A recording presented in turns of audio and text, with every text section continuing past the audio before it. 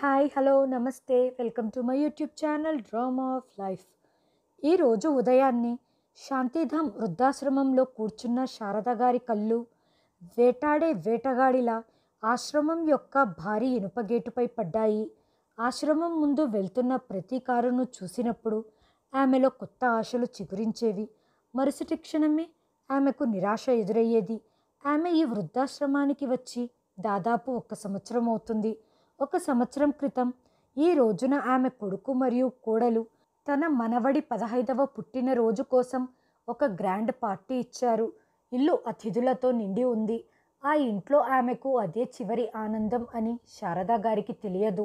Party జరిగిన వారం తర్వాత కొడుకు రమేష్ మరియు కోడలు సునీత విదేశాలకు వెళ్ళాలని ప్లాన్ చేసుకున్నారు.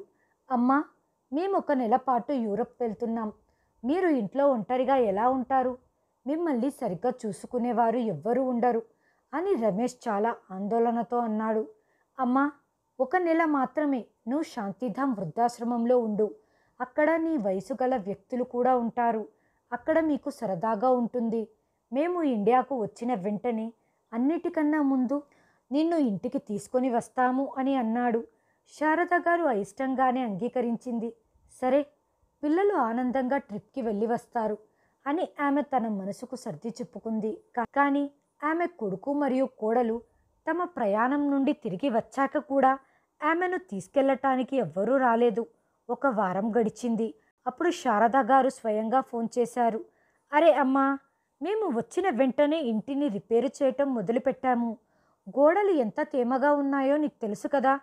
ఇప్పుడు పని జరుగుతుంది అంటే ఎంత దుమ్ము ధూళి శబ్దం ఉంటుందో నీకు బాగా తెలుసు.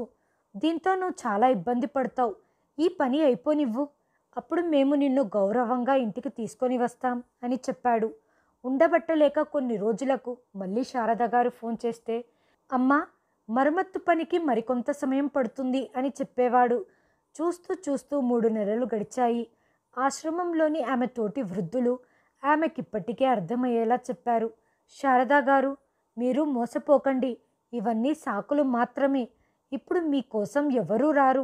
ఈ మాటలు విన్నప్పుడు మొదట్లో శారద గారి మనసు గొడవ పడటానికి మొగ్గు చూపేది.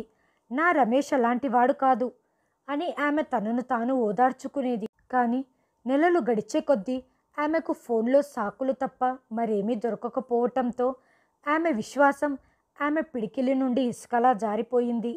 ఆమెను తీసుకెళ్లటానికి ఎవరూ రారని ఆమెకు నమ్మకం కలిగింది.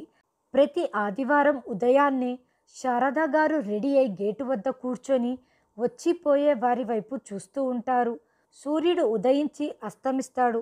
రోడ్డుపై బండ్లు వస్తూ పోతూ ఉంటాయి. కానీ ఆమె ఏ బండి కోసమైతే ఎదురు చూస్తూ ఉందో అది ఎప్పుడూ రాదు. కానీ ఈరోజు ఆమె యొక్క సహనం ఆమెను పరీక్షించబోతుంది. ఎందుకంటే ఈరోజు రోహన్ 5వ పుట్టినరోజు. కొడుకు పైన నమ్మకం ఎప్పుడో పోయింది. మనవడి మీద ప్రేమ మాత్రం ఇప్పటికీ గాలిలా ఆమె శ్వాసలో కలిసి ఉంది. చాలు, ఆమె ఒక్కసారి మాత్రమే అతన్ని కల్లారా చూడాలని కోరుకుంది. దాదాపు 1 గంట సేపు నుంచి తలుపు వైపు చూస్తూ చూస్తూ ఉండిపోయిన తర్వాత ఆమె ఓపిక నశించిపోయింది. ఆమె 1 సంవత్సరం పాటు పెంచుకున్న ఓపిక ఈరోజు 1 దెబ్బతో పోయింది. ఆమె మొండి పట్టుదల ఆమె దృఢమైన సంకల్పాన్ని మళ్ళీ రగిలించింది.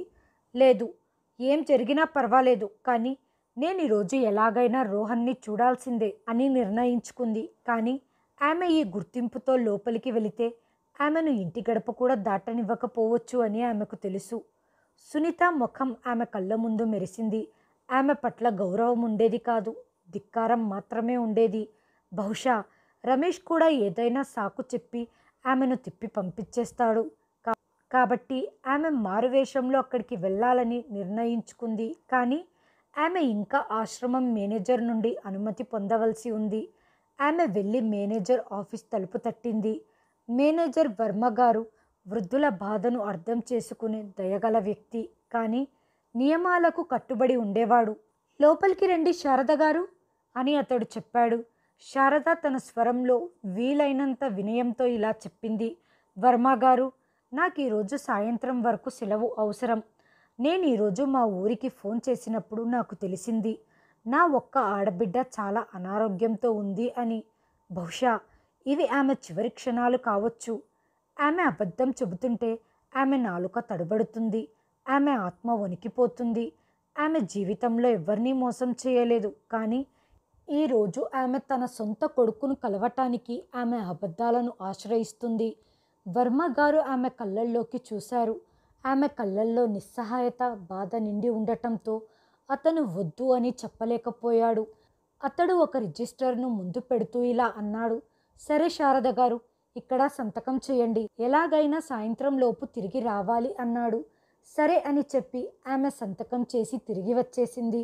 ఇప్పుడు ఆమె తన గుర్తింపును, తన మాతృత్వాన్ని, తన తల్లి ఉనికిని కొన్ని గంటలు దాచిపెట్టాల్సి వచ్చింది. ఆమె శారదా రూపాన్ని వదిలి ఎవరూ గుర్తించలేని రూపాన్ని స్వీకరించాల్సి వచ్చింది. ఆందోళన మరియు ఒంటరితనం అనే చేద పురుగులు ఆమె శరీరాన్ని లోపల నుండి గుల్ల చేశాయి. 1 సంవత్సరం బాధ వల్ల ముఖం మీద వయసు ఇవ్వని ముడతలు నుదుటిపై పడ్డాయి. ఎప్పుడు నిండుగా కనిపించే ఆమె ముఖం ఇప్పుడు బలహీనంగా పాలిపోయింది. ఆమె బుగ్గలు అన్నీ లోపలికి పోయి ఎముకలు బయటపడ్డాయి. ఆమె తలపై ఉన్న దట్టమైన తెల్ల వెంట్రుకల మధ్య అక్కడక్కడ కొన్ని నల్లటి వెంట్రుకల చారలు మాత్రమే కనిపిస్తున్నాయి. ఆమె ఎప్పుడూ లేనంతగా మారిపోయినట్టు కనిపిస్తుంది. కానీ ఆమె ఎటువంటి అవకాశాలను తీసుకోకూడదు అనుకుంది. ఆమె వణుకుతున్న చేతులతో ఆమె తన ట్రంకు పెట్టెను తెరిచింది. రమేష్ ఆమెను ఇక్కడి వదిలి వెళ్ళిన సమయంలో ఆమె దగ్గర కొన్ని చీరలు ఉండేవి. ఆమె దగ్గర ఉన్న చీరలలో నుంచి రంగు వెలిసిపోయిన పాత చీరను తీసింది. ఆ బ్లూ కలర్ రంగు చీర ఉతికి ఉతికి తెల్ల రంగులోకి మారిపోయింది. ఆమె ఆ చీరను వేరే పద్ధతిలో కట్టుకుంది. ఆ తర్వాత ఆమె ధ్యాస కళ్ళజోడు పైకి వెళ్ళాయి. ఈ కళ్ళజోడే ఆమె గుర్తింపు. ఈ కళ్ళజోడు వెనకాల నుంచి రమేష్ యొక్క బాల్యాన్ని చూసింది. ఆ కళ్ళద్దాలను పెట్టుకుంటే ఆమె కొడుకు కోడలు ఆమెను సులభంగా గుర్తిస్తారు. కాబట్టి ఆమె తన పక్కన ఉన్న గదిలోకి వెళ్ళింది. అక్కడ గంగా గారికి ఇటీవలే కంటి శుక్లం శస్త్రచికిత్స చేయించుకుంది. ఆమె ఇకపై తన పాత కళ్ళద్దాలను ధరించలేదు. ఆమె గంగా గారి దగ్గర నుంచి పాతవైన మందపాటి గాజు ఉన్న నల్లటి ఫ్రేమ్ కళ్ళద్దాలను అరువుగా తీసుకుంది. గంగా గారు, దయచేసి మీ పాత కళ్ళద్దాలను నాకు ఇవ్వండి. నా కళ్ళల్లో ఏదో గుచ్చుకుంటున్నట్టుంది. నేను ఎండలో చూడలేకపోతున్నాను, ఇబ్బందిగా ఉంది అంది. గంగాగారు వెంటనే ఆ కళ్ళజోడును ఆమెకిచ్చారు. శారద ఆ కళ్ళజోడును ధరించిన వెంటనే ప్రపంచం అస్పష్టంగా కనిపించటం మొదలయ్యింది. కానీ ఇదే చాలా అవసరం. ఆమె ప్రేమ గల సుపరిచితమైన కళ్ళు ఈ అస్పష్టత వెనక దాదాపు దాగిపోయాయి. ఆమె అద్దంలో తనను తాను చూసుకుంది. అద్దం కూడా ఆమెను గుర్తించలేకపోయింది. ఇది వేరే స్త్రీ. తను అలసిపోయి ఓడిపోయి ఎదురు దెబ్బలు తిని ఉంది. ఆమె కావాలని ఉద్దేశపూర్వకంగా తన నడుమును కొంచెం వంచి తన నడకకు నిస్సహాయతను జోడించి ఆమె తన చీర కొంగును తలపై కప్పుకొని దానితో తన ముఖం సగం కప్పుకుంది. ఇప్పుడు ఆమె ఇకపై శారద కాదు, రమేష్ తల్లి కాదు, రోహన్ నాయనమ్మ కాదు. ఆమె ఒక పేరు లేని, ముఖం లేని స్త్రీ. ఆమెను ప్రపంచంలోని జనాలు ఎవ్వరూ చూడరు, ఎవ్వరూ గుర్తించలేరు. ఆమె తన సొంత గుర్తింపు సమాధిపై నిలబడి ఉంది. ఈ సమాధిపై కన్నీరు కార్చటానికి కూడా ఆమెకిష్టం లేదు. ఆశ్రమం బయట ఉన్న ప్రపంచం ఆమెకి ఈరోజు భిన్నంగా అనిపించింది. ఆమె దాదాపు 1 సంవత్సరం నుండి బయట ప్రపంచాన్ని చూడలేదు. ఆమె ఆటో నుండి దిగి తన పొరుగున ఉన్న వీధిలోకి అడుగుపెట్టింది. ఆమె గుండె వేగంగా కుట్టుకోవటం మొదలయ్యింది. ఆమె రమేష్కు సైకిల్ తొక్కటం నేర్పించిన వీధులు ఇవే. వీధి చివర్లో ఒక స్వీట్ షాప్ ఉంది.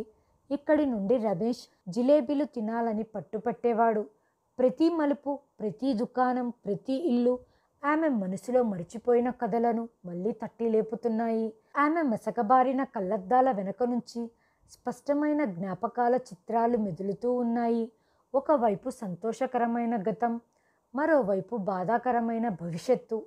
ఆమె ఇల్లు దగ్గరికి వచ్చేసరికి ఆమె అడుగులు బరువెక్కాయి. చివరికి ఆమె 2 అంతస్తుల ఇల్లు స్పష్టంగా కనిపించే మలుపుకు చేరుకుంది. ఇల్లు అలాగే ఉంది, కానీ ఈరోజు ఆ ఇంటిని బెలూన్లతో మరియు రంగురంగు పూలతో అలంకరించబడింది. గేటును కూడా అందమైన బంగారు మరియు నలుపు రంగు బెలూన్లతో అలంకరించారు. ఈరోజు రోహన్ పుట్టినరోజును జరుపుకోవటానికి సన్నాహాలు జరుగుతున్నాయి. దానికి ఆమె స్వయంగా ఆహ్వానించబడని అతిథిగా హాజరయ్యింది. ఇంటి బయట ఉన్న పెద్ద రావి చెట్టు వెనక ఆమె నిలబడి ఉంది. దాని కింద ఆమె తన స్నేహితులతో కూర్చొని కబుర్లు చెప్పుకునేది. ఆమె ఏ ముఖంతో ఏ సాకు చెప్పి లోపలికి వెళ్తుంది అని ఆమె ధైర్యం ప్రశ్నిస్తుంది. ఆమె ఆలోచిస్తూ ఉండగా అప్పుడే పని మనిషి అయిన లలిత ఇంటివైపు వెళ్ళి బెల్ కొట్టింది. కొద్దిసేపటి తర్వాత తలుపు తెరుచుకుంది. సునీత బయటకు వచ్చింది. పార్టీకి సిద్ధం కావటం, అతిథులను చూసుకోవటం వంటి పని ఒత్తిడితో ఆమె ముఖం నీరసంగా కనిపిస్తుంది. మేడం, నేను ఈరోజు పనికి రాలేను అని లలిత భయంగా చెప్పింది. నేను ఒక ముఖ్యమైన పని కోసం ఊరికి వెళ్ళాలి. ఏంటి, ఈరోజేనా అంటూ సునీత ఆమెపై విరుచుకుపడింది. నీకు ఈరోజే అన్ని ముఖ్యమైన విషయాలు గుర్తొస్తాయి. ఇంటికి చాలామంది అతిథులు వస్తున్నారు. నువ్వేమో సెలవు అడుగుతున్నావు. మేడం, వెళ్ళటం చాలా ముఖ్యం, లేకపోతే నేను ఎప్పటికీ సెలవు తీసుకునేదాన్ని కాదు అని లలిత వేడుకుంటూ చెప్పింది. మేడం, దయచేసి ఈ రోజు కోసం వేరే ఎవరినైనా ఏర్పాటు చేసుకోండి అంది. ఏంటి, ఇంకెవరినైనా ఏర్పాటు చేసుకోవాలా? సునీత కోపంగా ఇలా అంది. ఇప్పుడు నేను ఈ సమయంలో ఎవరిని తీసుకొని రావాలి? ఒక పని చెయ్యి, నువ్వు రాలేకపోతే మీ అత్తగారిని పంపు. కానీ నాకు ఈరోజు పని చేయటానికి ఎవరైనా ఒకరు కావాల్సిందే. చెట్టు వెనక నిలబడి ఉన్న శారద గారు అంతా వింటున్నారు. లలిత ఒక్క నిమిషం ఆలోచించి, సరే మేడం గారు, ఒకవేళ మా అత్తగారు ఒప్పుకుంటే నేను తనని పంపిస్తాను. ఆమె ఆరోగ్యం కూడా సరిగ్గా ఉండదు. నేనైతే ఆమెను వెళ్ళమని బలవంతం చెయ్యలేను అంది. ఆమె అనారోగ్యంతో ఉన్నా లేదా ఏది ఏమైనా నాకు అవన్నీ తెలియదు.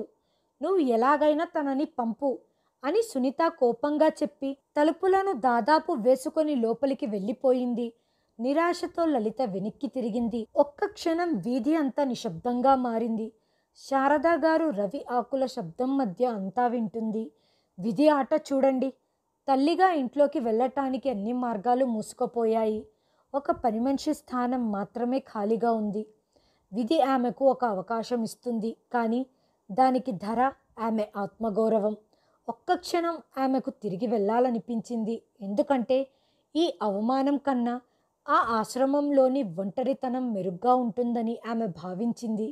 తిరిగి వెళ్ళాలి అని ఆమెకు అనిపించింది. కానీ ఆమె మసకబారిన అద్దాల వెనక నుండి ఆమెకు రోహన్ నవ్వుతున్న ముఖం కనిపించింది. మనవడి పట్ల ఆమెకున్న ప్రేమ ఆమె చెదిరిపోయిన ఆత్మగౌరవాన్ని బలపరిచింది మరియు ఆమెకు ఒక వింత ధైర్యాన్నిచ్చింది. ఆమె వస్తున్న కన్నీళ్లను తుడుచుకుంది. ఈరోజు తన మనవడిని కల్లారా చూడటానికి ఆమె పని మనిషిగా మారవలసి వచ్చింది. ఆమె చెట్టు వెనుక నుండి బయటకు అడుగుపెట్టింది. ఆమె అడుగులు నేలపైన కాదు, బూడిదైన ఆమె ఆత్మవిశ్వాసం పైన పడుతున్నాయి. ఆమె గట్టిగా ఊపిరి పీల్చుకొని కాలింగ్ బెల్ కొట్టింది. బెల్ కొట్టిన వెంటనే ఒక్కసారిగా తలుపులు తెరుచుకున్నాయి. సునీత ఆమె ముందు నిలబడింది. ఆమె ముఖం చిరాకుతో మరియు ఆగ్రహంతో ఎర్రబడింది. లలిత తిరస్కరణ ఆమె మూడిని మొత్తం డిస్టర్బ్ చేసింది. ఎవరు? ఆమె ప్రశ్న బాణంలా తగిలింది. శారదా గారి గుండె జారి నోట్లోకి వచ్చింది. ఆమె తన గొంతుని మార్చి మెల్లగా ఇలా అంది. నేను శాంతిబాయ్ అని ఆమె తన వాక్యాన్ని పూర్తి చేసేలోపే సునీత కళ్ళల్లో ఒక మెరుపు కనిపించింది. చివరికి లలిత రిలాక్స్గా ఊపిరి పీల్చుకుంది. ఆమె ముఖంలో చిరాకు స్థానంలో స్వార్థపూరిత ఉపశమనం వచ్చింది. సరే, నాకు అర్థమైంది. మిమ్మల్ని ఇక్కడికి పంపినందుకు ఆ దేవుడికి ధన్యవాదాలు. నేను చాలా టెన్షన్ పడ్డాను అని సునీత దాదాపు శారదా గారి చెయ్యి పట్టుకొని చెప్పబోయింది. శారదా గారు వెంటనే చేతిని వెనక్కి లాక్కున్నారు. ఆమె వంగిపోయి ఉండటంతో ఆమె ముఖం సరిగ్గా కనిపించటం లేదు. ఆమె కళ్ళల్లోకి చూసే సమయం ఆమెకెక్కడుంది? వంగిపోయిన ఆమె శరీరమే తన ఈ సమస్యకు పరిష్కారం. ఆమె రెండు చేతులు ఇంటి పనిని మొత్తం చెయ్యగలుగుతాయా అని ఆలోచించకుండానే ఆమె ఆ ముసలావిడను లాక్కుంటూ తీసుకెళ్ళి త్వరగా తలుపు మూసింది. శారదా గుమ్మంలోకి అడుగుపెట్టగానే ఇంటి సుపరిచితమైన పదునైన వాసన ఆమెకు తగిలింది. ఇదే ఇల్లు. ఆ ఇంటి ప్రతి మూల ఆమె మాతృప్రేమకు సాక్ష్యంగా నిలిచింది. సోఫాలో పడి ఉన్న దిండ్లను ఆమె తన చేతులతో కుట్టిందే. గోడపై వేలాడుతున్న ఫ్యామిలీ ఫోటోని చూసి ఆమె ఏడవటం ప్రారంభించింది. కానీ ఆమె చూపు తన మనవడైన రోహన్ని వెతకటం మొదలుపెట్టింది. ఏమైంది? ఏం చూస్తున్నావు? పని చేయటానికే కదా వచ్చింది. నువ్వు అక్కడేం చేస్తున్నావు అని సునీత కఠినమైన స్వరంతో అంది. తర్వాత ఆమె వంటగది వైపు సైగ చేస్తూ ఆదేశాలిస్తూ ఇలా చెప్పటం మొదలుపెట్టింది. విను, ముందు ఆ సింకు నిండా ఉన్న ఎంగిలి పల్లాలను కడుగు. ఆ తర్వాత కూరగాయలను కట్ చేయి. త్వరగా చెయ్యి. సాయంత్రం అతిథులందరూ వస్తారు. శారద ఒక్క మాట కూడా మాట్లాడలేదు. ఆమె ఒక మిషన్లా నిశ్శబ్దంగా వంటగదిలోకి వెళ్ళిపోయింది. సింక్ అంతా సామాన్లతో నిండిపోయి ఉంది. ఆమె కుళాయి ఆన్ చేసి సామాన్లను కడగటం ప్రారంభించింది.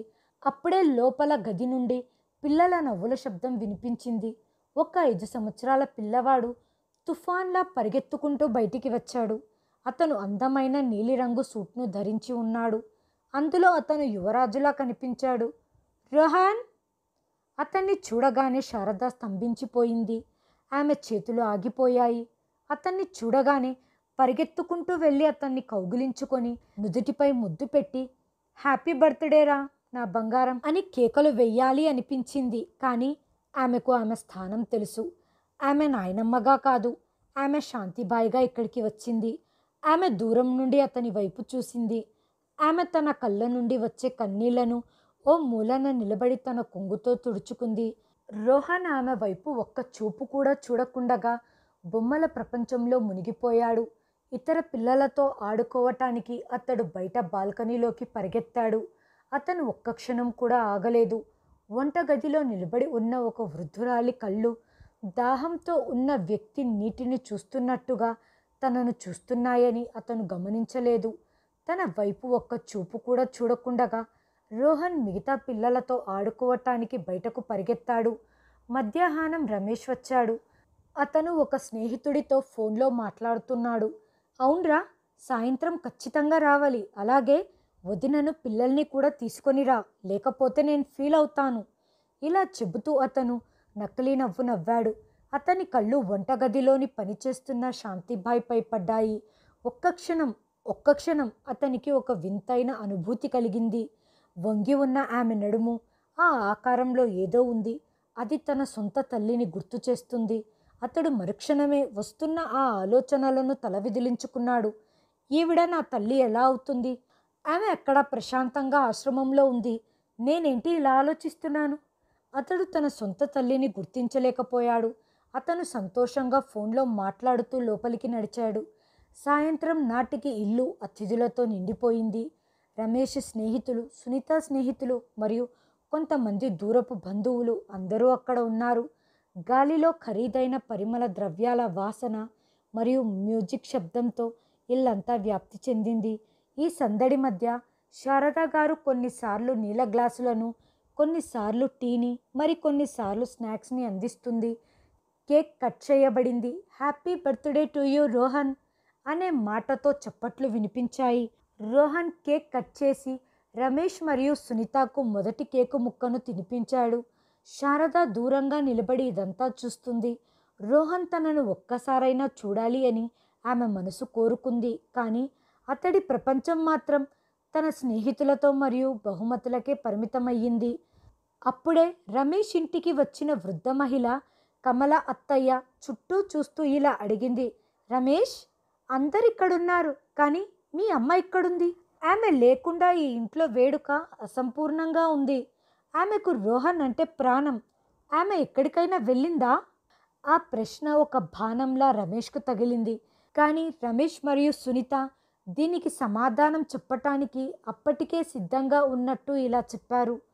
సునీత ఒక నైపుణ్యం కలిగిన నటిలా ఆమె ముఖంలో నకిలీ ఆందోళన మరియు ప్రేమను నటిస్తూ, ఏమని చెప్పాలి కమల ఆంటీ, మా అత్తయ్య తీర్థయాత్రలకు వెళ్ళింది. ఆమె చాలా సంవత్సరాలుగా 4 పవిత్ర స్థలాలను సందర్శించాలని కోరుకుంటుంది. మేము ఆమెను తర్వాత వెళ్ళమని చాలా సర్ది చెప్పాము, కానీ ఆమె మా మాట వినలేదు. ఇది ముందే సిద్ధం చేసుకున్న డైలాగులు అన్నట్టుగా రమేష్ వెంటనే ఆ మాటలను కొనసాగించాడు. అతని గొంతులో ఒక తప్పుడు గర్వం మరియు ఆత్మ సంతృప్తి ఉంది. అవునాంటీ, మేము వద్దు అని చాలా విధాలుగా చెప్పి చూసాం. ఈ వయసులో ఆమె అంత కష్టాలు పడాల్సిన అవసరం ఏముంది అని అడిగాము. అప్పుడు అమ్మ, బాబు, మిమ్మల్ని అందరినీ చూసుకోవటానికే నా జీవితమంతా అయిపోయింది.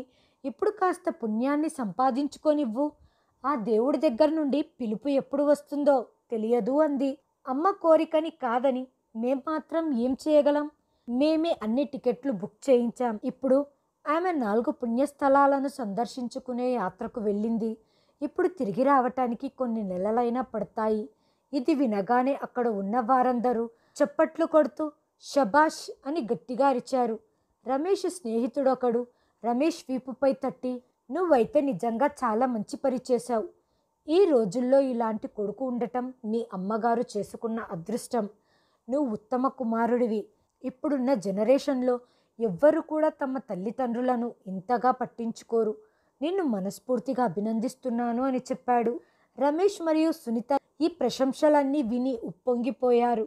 కానీ శారద గారి కోసం మాత్రం ఆ మాటలు పగిలిపోయిన గాజు ముక్కల్లా ఉన్నాయి. అవి నేరుగా ఆమె మనసులో గుచ్చుకుంటున్నట్లయింది. ఆమె ఆత్మ ముక్కలయింది. కనీసం తన తల్లి శ్రేయస్సు గురించి విచారించటానికి సమయం లేని కొడుకుకు ఇప్పుడు అతడు అబద్ధపు తీర్థయాత్రల పేరుతో తన యొక్క గొప్పతనాన్ని నలుగురిలో చూపించాలనుకుంటున్నాడు. ఈ మోసం, ఈ అపవాదు, ఈ పచ్చి అబద్ధం ఆమె భరించలేకపోయింది. ఆమె వణుకుతున్న చేతుల్లో నీటి గ్లాసులతో అలంకరించబడిన ఒక ట్రే ఉంది. తన ఉత్తమ కుమారుడి గొప్పతనం విని ఆమె చేతుల్లో ఉన్న ట్రే బ్యాలెన్స్ తప్పిపోయింది. ఆ ట్రే కింద పడిపోవటంతో పెద్ద శబ్దం వచ్చింది. గాజు గ్లాసులు ముక్కలుగా పగిలిపోయాయి. సంగీతం ఆగిపోయింది. అందరి అడుగులు తడబడ్డాయి. అందరి దృష్టి చెల్లా చెదురుగా ఉన్న గాజు ముక్కల మధ్య వణుకుతూ నిలబడి ఉన్న వృద్ధ మనిషి వైపు మళ్ళింది. ఈ గందరగోళంలో ఆమె వంగటానికి ప్రయత్నించినప్పుడు ఆమె ముఖం మీద నుండి లావుపాటి నల్ల కళ్ళద్దాలు జారి కింద నేలపై పడ్డాయి. తలపై నుండి కొంగు కూడా జారిపోయింది. ఒక్క నిమిషం అక్కడ నిశ్శబ్దం అలుముకుంది. ఇప్పుడు నిజం అందరి ముందుకొచ్చింది. ఏ మహిళనైతే అందరూ పని మనిషి అని అనుకుంటున్నారో నిజానికి ఆ స్త్రీ పని మనిషి కాదు. తీర్థయాత్రలకు వెళ్ళిన రమేష్ తల్లి శారదా గారు ఇప్పుడు అందరి ముందు నిలబడి ఉన్నారు. ఇప్పుడే తన ఉత్తమ కుమారుడు గుర్తు చేసుకుంటున్న అదే శారదా ముఖం. నువ్వు శారదావే కదా, ఈ ఇంటి యజమానురాలు. రమేష్ తల్లివి అంటూ కమల ఆంటీ జాగ్రత్తగా చూస్తూ చెప్పింది. ఆమె ఒక అడుగు ముందుకు వేసి నమ్మలేనంతగా కళ్ళు పెద్దవి చేసి చూసింది. శారదా గారిని పైనుంచి కింది దాకా చూసింది. ఆమె కళ్ళల్లో ఏదో తెలియని బాధ కనిపిస్తుంది. అప్పుడు ఆమె చూపు నేరుగా వెళ్ళి రమేష్ మీద పడింది. వచ్చిన ప్రతి అతిథికి వినిపించాలని ఆమె చాలా గట్టిగా ఇలా చెప్పింది. బాబు రమేష్, ఏంటి ఇదంతా? నీ తల్లైతే తీర్థయాత్రలో ఉంది అన్నావు, మరి ఇది ఏ తీర్థయాత్ర? దాంతో రమేష్ మరియు సునీత ముఖాలు పాలిపోయాయి. వారి నోర్లకు గమ్ము వేసి అతికించినట్టుగా మౌనంగా నిలబడిపోయారు. కొన్ని క్షణాల కింద అభినందనలతో ప్రశంసలతో మెరిసిన ముఖాలు ఇప్పుడు పట్టుబడినందుకు సిగ్గుతో నల్లగా మారాయి. కొన్ని క్షణాల క్రితం ఏ అతిథులైతే గర్వంగా అతన్ని వీపు తట్టారో వారిప్పుడు ఒకరినొకరు చూసుకుంటూ చెవిలో గుసగుసలాడుకుంటున్నారు.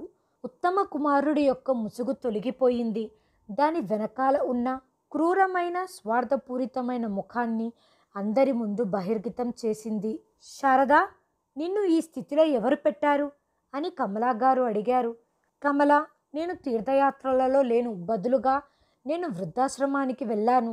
నా పిల్లలు నన్ను కొన్ని రోజులు అక్కడే ఉండమని అడిగారు. కానీ వారు నన్ను తీసుకెళ్ళటానికి లేదా మళ్ళీ నన్ను చూడటానికి ఎప్పుడూ రాలేదు. కానీ ఈరోజు నా రోహన్ పుట్టినరోజు. నా హృదయం తట్టుకోలేకపోయింది. నా ఓపిక నశించింది. నేను నా మనవడిని చూడకుండా ఉండలేకపోయాను. కేవలం ఒక్కసారి నా కళ్ళతో అతన్ని చూడాలి అనుకున్నాను.